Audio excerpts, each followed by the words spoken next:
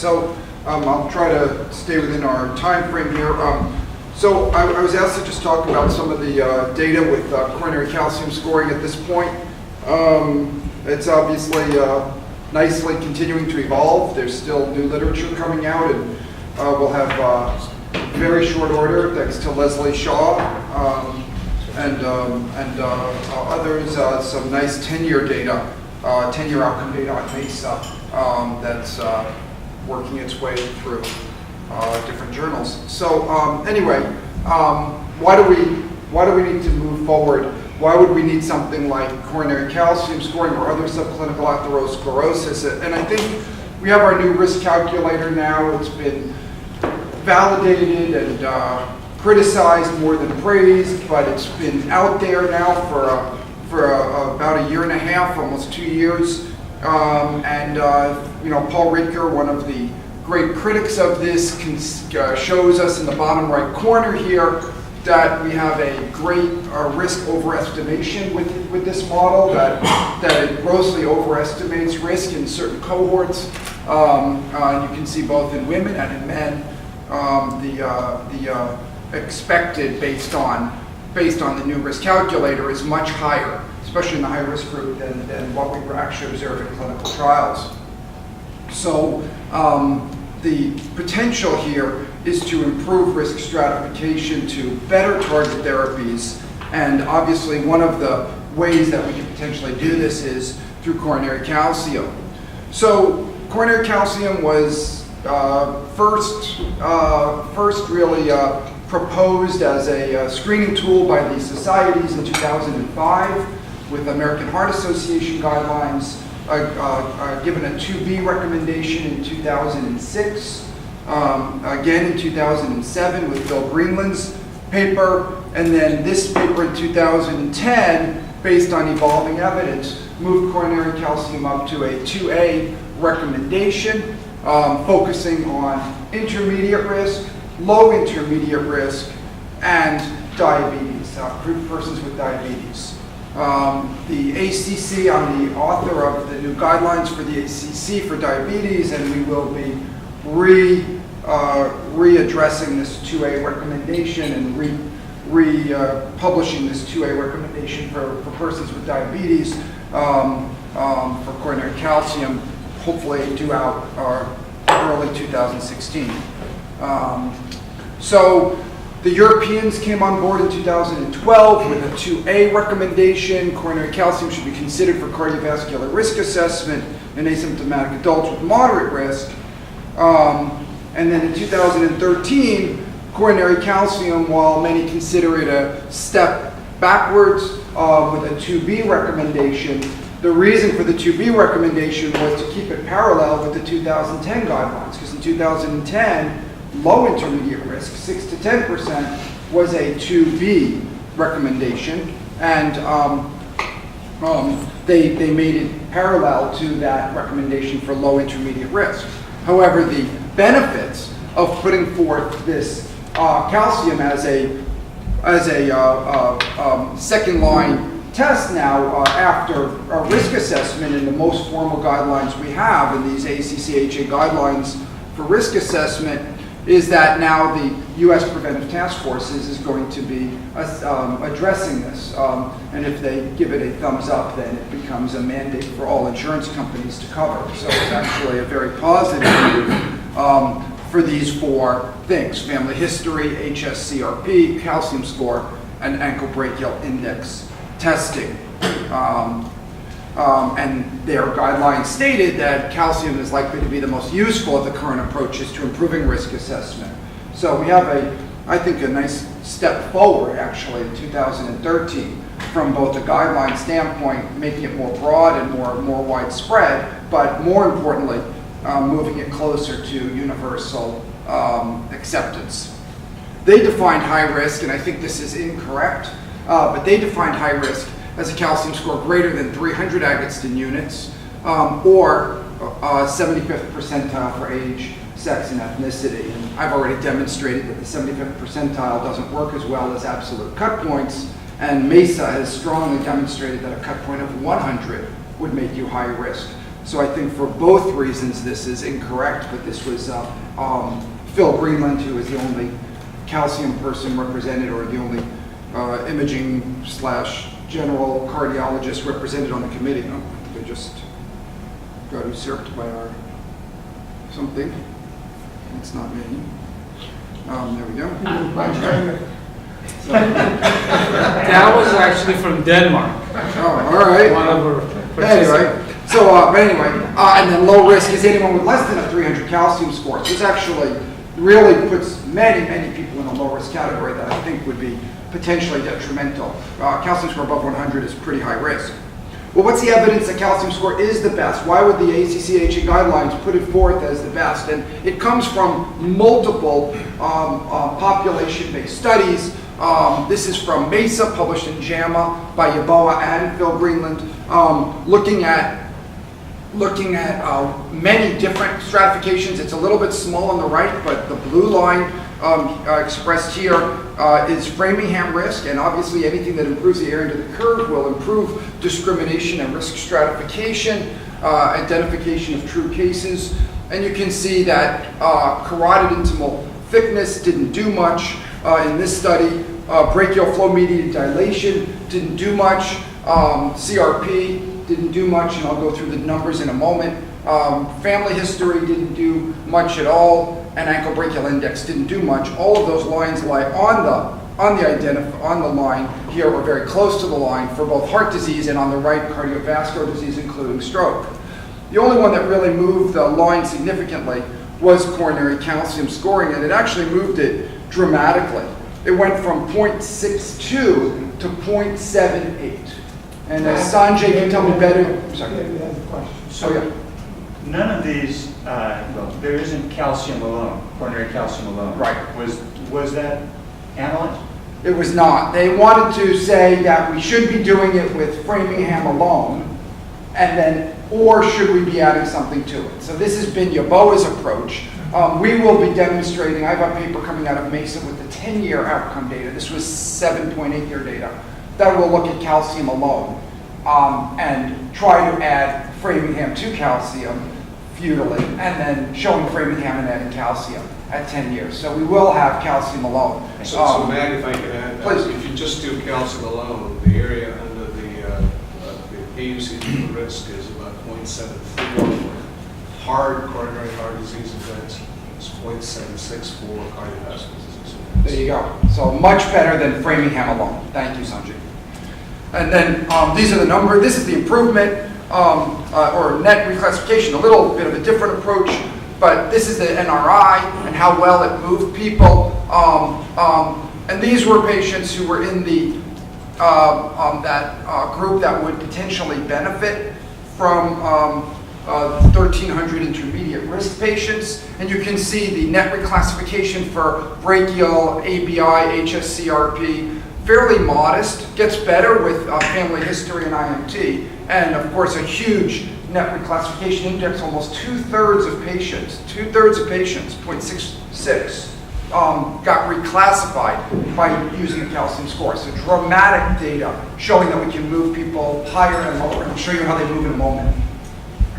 Matt, one of the things we talked about on the phone was with this is Framingham, with the newer 2013 guidelines and scoring system. Do you think the net reclassification will be similar for that 5 to 7.5% group? It will, and we have data coming out. Robin McClellan just got a paper accepted to JAC, so it's formally accepted now after, and it shows the new guidelines with calcium added, and does show great net reclassification. I didn't put it in here only because at the time I was preparing this, it wasn't yet formally accepted, and I didn't want to scoop Robin's work, but that paper will be coming out fairly quickly in JAC, and you'll be able to see that. Just touching on biomarkers. Biomarkers traditionally have not worked very well. This is Framingham with many biomarkers, including CRP and other biomarkers, and you can see no benefit, long-term follow-up of Framingham published in the New England Journal of Medicine, either for death or cardiovascular events.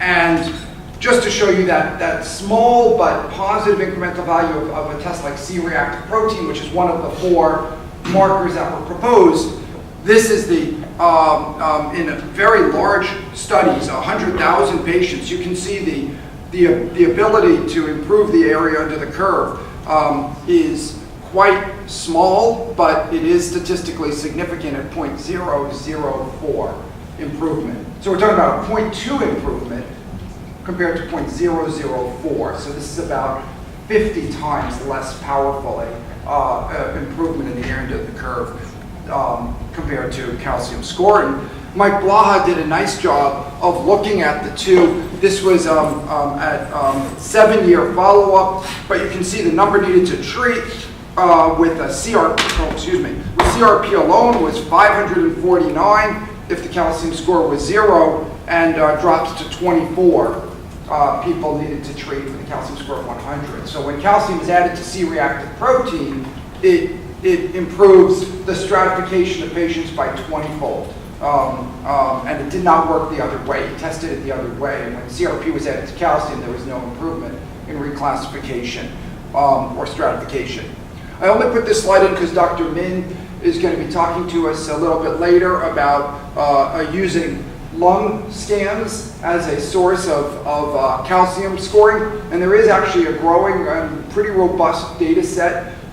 This is from Shemesh, who was actually probably revolutionary in many of these calcium observations, but under-recognized. He works out of Israel, but he did one of the first studies looking at outcomes with calcium detected by lung scanning, semi-quantitative scores, and showed that you're about 4 times more likely to die if you have a high calcium score if you're in a lung cancer screening trial. And as you all know, in the National Lung Screening Trial, you are more likely to die of cardiovascular disease than lung cancer. So getting these now newly approved lung screens, lung CTs, and getting a calcium score either semi-quantitatively or quantitatively should actually add quite a bit of value for the individual patient, and might be the back door to getting more widespread calcium scores if you wanted to use this test.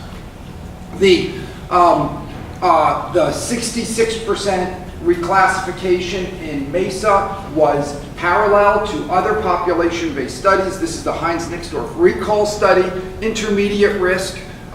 You can see that if you start out intermediate risk, 14% of people who get a calcium score are up titrated to high risk, therefore would need aggressive statin therapy based on our new cholesterol guidelines. But I think more importantly, 63% were down titrated and literally were found to have a 0 score and probably do not need therapy based on our new guidelines. And our new guidelines would say don't treat them because they're low risk. Remember, any calcium score below 300, not even 0, would not warrant statins anymore. So the potential to treat more people is there, but maybe the bigger potential is to not have to treat as many patients. And we can talk about that in a moment with cost. Now, Rotterdam also was a population-based study that looked at another cohort of population-based study, a little bit older population, and they looked at all different individual markers as well of risk, and they found in this study, carotid IMT was a positive marker, and the NT-proBNP was actually more positive than that, and the most positive by almost a log scale difference was coronary calcium again. So similar to the MESA data. And also reclassification, they found 52% of patients in the intermediate risk cohort were reclassified. So 52%, 73%, 66% among 3 different populations. Suffice it to say, more than half the people who would receive a calcium score in the intermediate group would be reclassified as either high risk or low risk, and out of that gray zone, as we call it, the intermediate category. Dr. Berman did this study, led this trial, the Eisner randomized controlled trial, to no scan versus scan. It was not an outcome study, but it was a trial looking at Framingham risk and changes that the calcium score may or may not induce in 2,100 patients. The change in Framingham risk was 0 with a calcium score over the 4-year follow-up, while the no scan group did progress in their Framingham risk score. They did They did get, their risk went up over that same period of time, and the scan group showed a net favorable benefit in multiple parameters, including blood pressure, LDL, waist circumference, and weight loss. This is the no scan group compared to those who had a calcium score above 400. They didn't have 300, and obviously 300 would have been my target if I could have just put it into context of the new guidelines. But I used 400 as the next available subgroup. And you can see LDL cholesterol went down by almost 3 times as much than the patients who did not receive a scan, for those who were identified with coronary calcium. Blood pressure went down significantly. Exercise went up. Lipid therapies went up. Blood pressure treatment, aspirin treatment, and lipid adherence all went up significantly. So at least we know patients are doing more of the right thing in the context of being high risk. So it is leading to a modification of patient behavior over 4 years.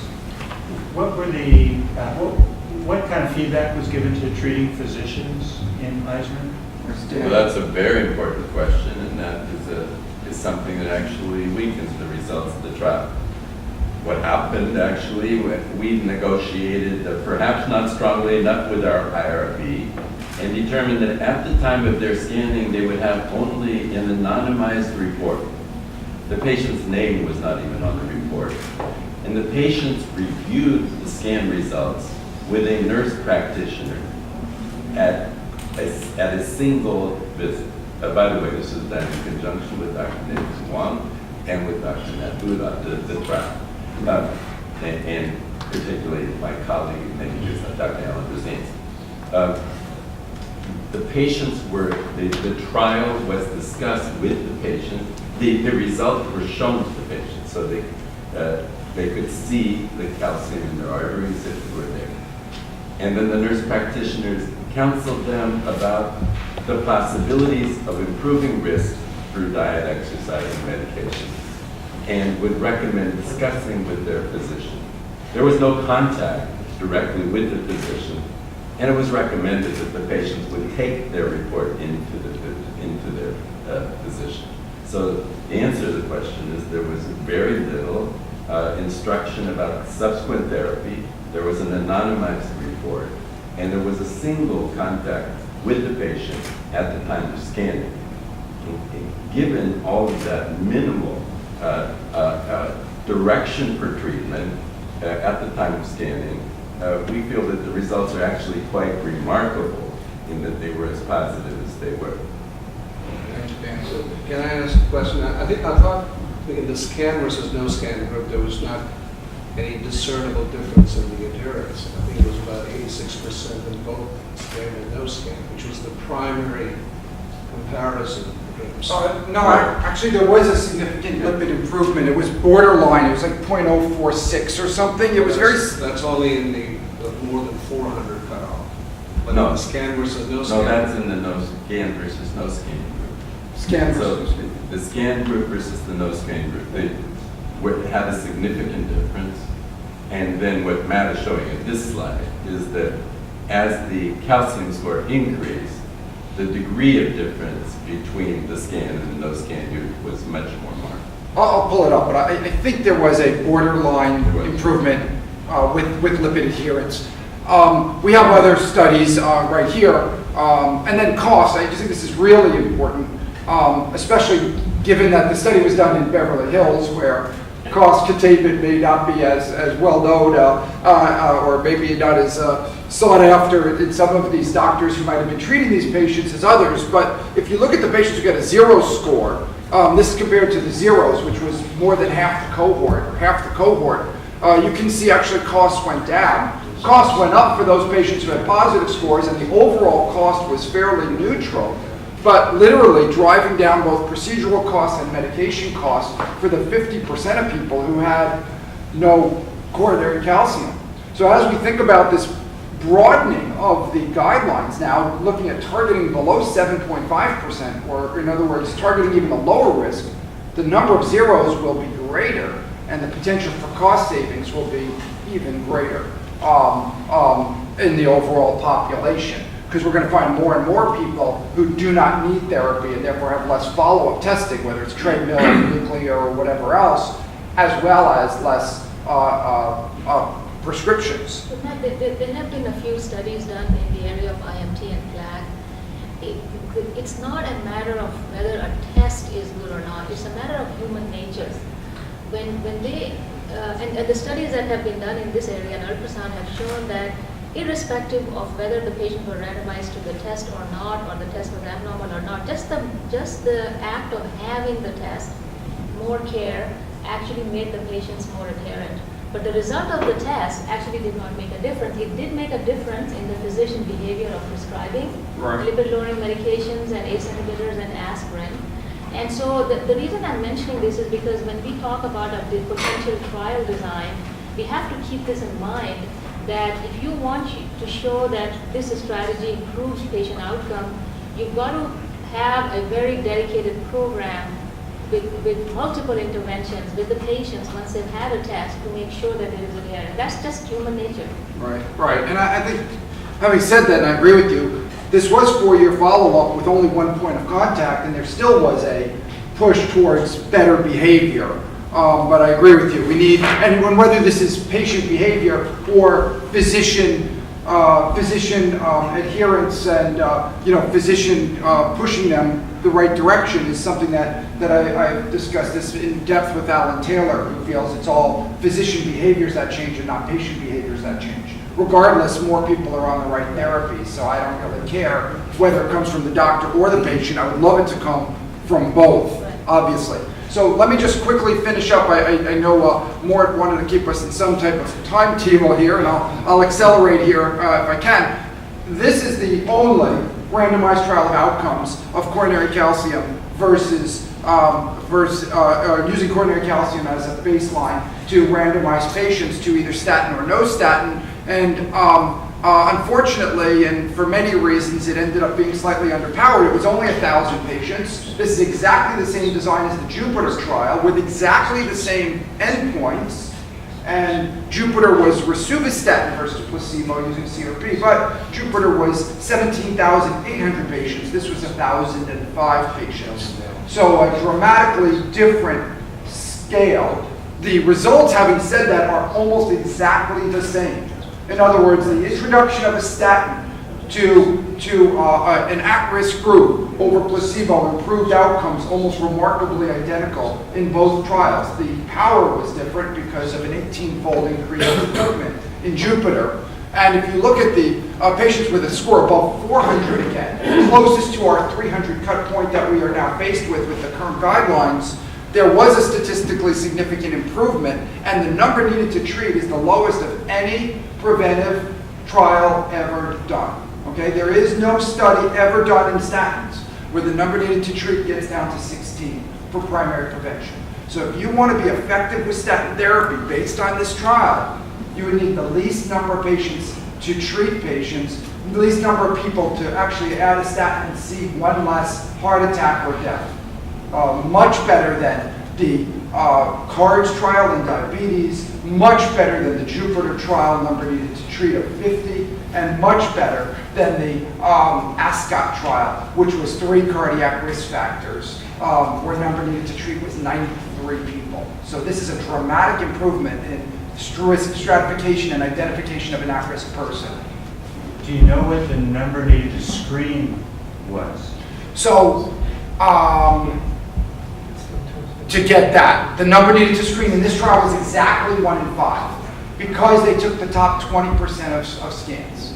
They literally took the top, there was 5,000 people in the trial, they took the top 1,000 to enroll them into this trial, if that's what you're asking, to get to this point. Right, because They that has screened, right. public health implications and trial design implications. Right, so the number needed to treat, if we were to use, and I'm not proposing this, but if we were to use the current guidelines of 75th percentile of 300, the number needed to scan would be exactly 1 in 4, because the top 75th percentile would be our cut point for entry enrollment.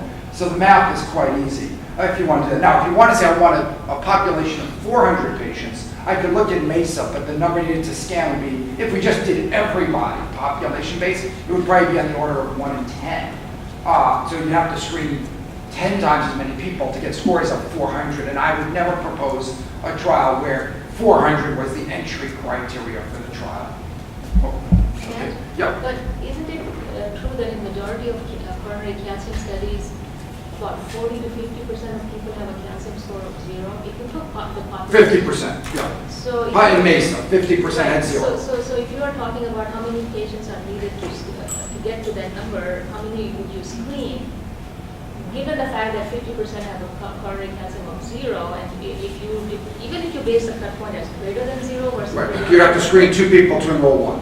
Right, you'd have to, If you'd you lose half. if you if use you the did that. cutoff as more But I think you would want to risk enhance the population a tiny bit, but I agree with you, yeah. So it would be anywhere between 1 and 2 to 1 and 10, depending on what calcium score kind of want to use. If the enrollment was every human being out there, and I don't think that would be our enrollment either. That's population-based, meaning the healthiest person in the world could be in the trial. Yes, they're going to have more zeros than 400s, I would think. So Matt, Yeah.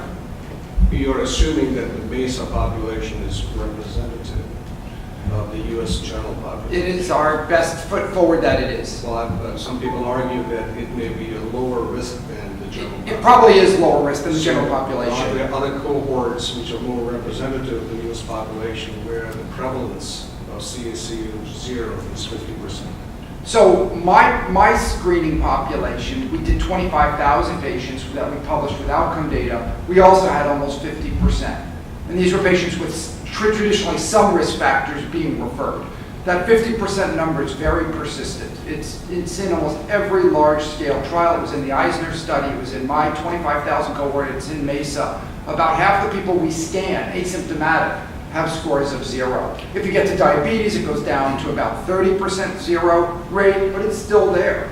I can share from the Centers of Excellence so far, 2.5 years of our 50 centers worldwide. In all intermediate risk patients, we're actually at 41% for 0 score. Right. So if you risk enhance the entry criteria, that number will move up. Intermediate risk. That's remarkable. That's a much larger So study. that's 82,000, 41% zeros. Yeah. And we have a 100,000 person trial coming out now of people who went to screening sites, scanning sites. Mike Blaha is going to be publishing a 100,000 person outcome study, and I think it's still just shy of 50. So 40 to 50 would be our target, and obviously as you risk enhance the population, getting all the way up to diabetes, you get that down to 30% 0, but we're still faced with 1 out of 3 people, even if we had an entry criteria of calcium of 1 out of 3 would not qualify because they'd have a 0 score. In the, what was Muhlstein's trial name?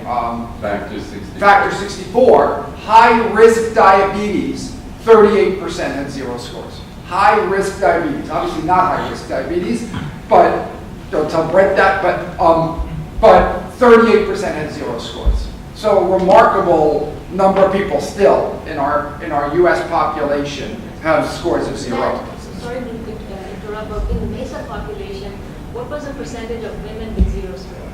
Probably closer to 60% overall in the And what was the population. mean age in Mesa? Mesa was 45 to 85, mean age was 63 years old. Matt, can you comment on the Budoff's paper that below 7.5%, the cost effectiveness of coronary calcium? Yes, so cost effectiveness, so I just want to show very quickly 3 papers. This was one by Pletcher in Greenland, showing a treat-all algorithm versus a calcium score greater than 0 in both women and men. And you can see the cost per quality of life here was about 4 times lower if we use a calcium score cut point than if we treat all. This was published in CERT Cardiovascular Quality Outcomes 2014, looking at 7.5% Framingham risk, not new cohort risk.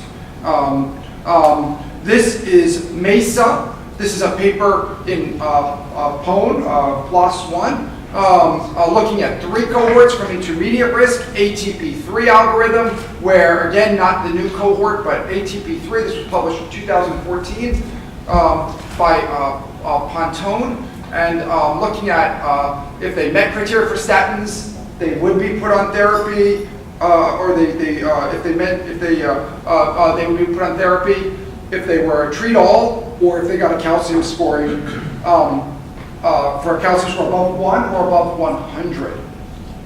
And you can see here the probability of being cost effective was much, much higher with coronary calcium scoring across any quality of life cost threshold. It was 4 times greater in every scenario to use a calcium score over a treat-all strategy in blue, or in a ATP or Framingham type risk assessment in red.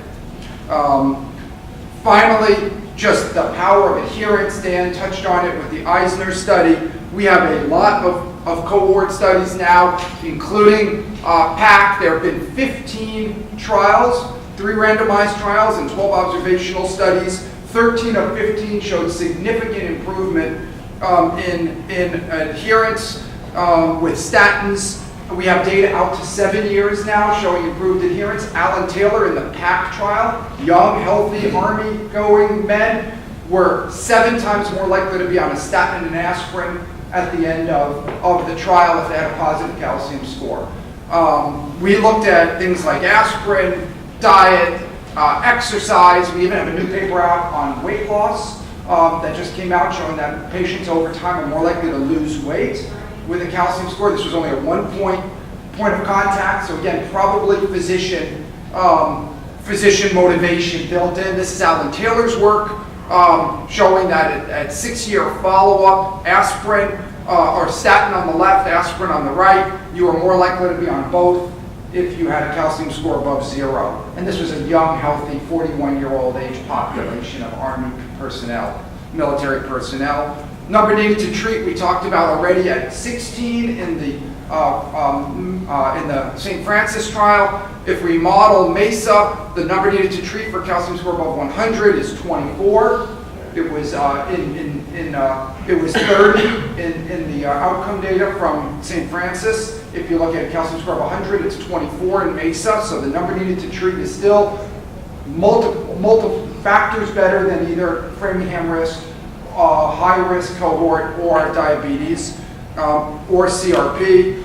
And there's another study looking at a number needed to treat of 46, assuming a 35% event reduction. This is important, we talked about this, but the number of patients in the population, as best we can determine, with zeros is close to 50%. The number of patients who have a calcium score above 100, at least in the young healthy population, is about 13%. So I would just end with the idea that we can better risk stratify. I think that's been proven in every trial ever published now. There's no cohort that doesn't show this.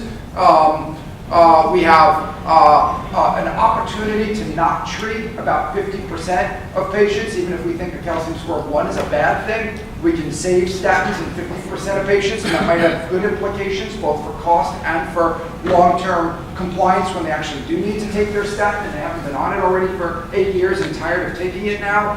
And we, I think, understand it can improve compliance. This was something that's now on Netflix, which is probably at least an interesting documentary, a little bit controversial because they kind of take shots at stents while talking about the trials and tribulations of getting the calcium score to where it is today and beyond. But I thought it was fairly well done by a neutral group out of Ireland who is looking at this topic. So anyway, I'll stop at that point and thank you all very much.